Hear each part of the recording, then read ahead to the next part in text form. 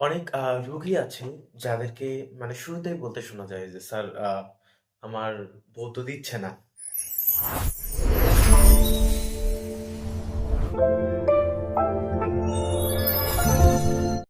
অর্থাৎ কথাটার অর্থ দাঁড়াচ্ছে যে তার স্ত্রী তাকে সহবাস করতে দিচ্ছে না বা সেই বিষয়ে যদিও দিচ্ছে পর্যাপ্ত পরিমাণ আগ্রহ দেখাচ্ছে না।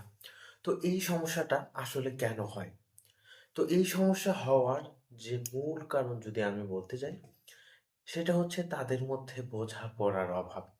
আ বোঝাপড়ার অভাবটা কোন টাইপের? আসলে একটা মানুষ যখন কোনোভাবেই একটা দুশ্চিন্তাতে থাকে, তাহলে তার যত পরিমাণেই যৌন চাহিদা থাকুক না কেন, সে কিন্তু ওই কাজগুলো করার প্রতি খুব বেশি একটা আগ্রহ প্রকাশ করতে পারে না বা মাথার মধ্যে যখন অন্য কিছু ঘুরপাক খায়, তখন তার ঘুরপাক এটা খাওয়া সম্ভব নয়।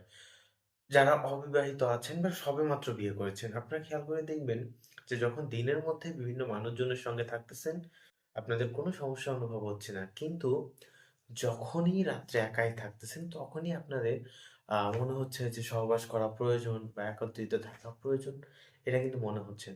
তো নিজেদের মধ্যকার যে বোঝাপড়া রয়েছে, এটাকে আগে শক্তিশালী করে নিতে হবে। ভুল বোঝাবুঝি থাকলে এগুলো ক্লিয়ার করতে হবে।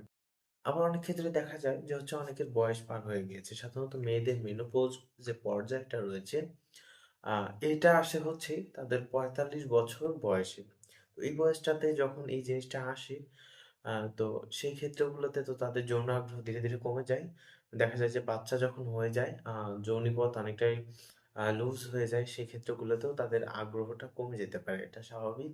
তো যদি এরকম সমস্যা হয় বা মানসিক চাপের কারণে না হয় বা আ কোনো প্রকারের শারীরিক দুর্বলতা বা অন্য সমস্যাগুলো থেকেও কিন্তু এই সমস্যাগুলো হতে পারে। তো এগুলো যদি একটাও যদি কারণ না হয়, সেক্ষেত্রে অবশ্যই আপনারা যে হচ্ছে Facebook এ পোস্ট দেন, বিভিন্ন অনলাইনে মানে লেখালেখি করেন, অনলাইন থেকে এই যে অনেকে ভিডিও থেকে নিয়ে ওষুধ খান, এটা মোটেও করবেন না।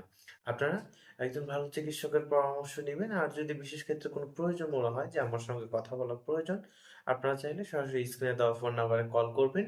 আ তার পরবর্তীতে আপনাদেরকে চেষ্টা করব যথেষ্ট পরিমাণ এই বিষয়ে সাপোর্ট দেওয়ার এবং হেল্প করার। তো আপনারা আ যারা এই ভিডিওটি দেখছেন, অবশ্যই পরিচিত যারা লোকজন রয়েছে, তাদের কাছে শেয়ার করে দিবেন। আর হচ্ছে নিয়মিত স্বাস্থ্য সম্পর্কিত তথ্য পেতে আমাদের Facebook পেজ ফলো এবং YouTube চ্যানেলটি সাবস্ক্রাইব করে সাথে থাকবেন। ধন্যবাদ।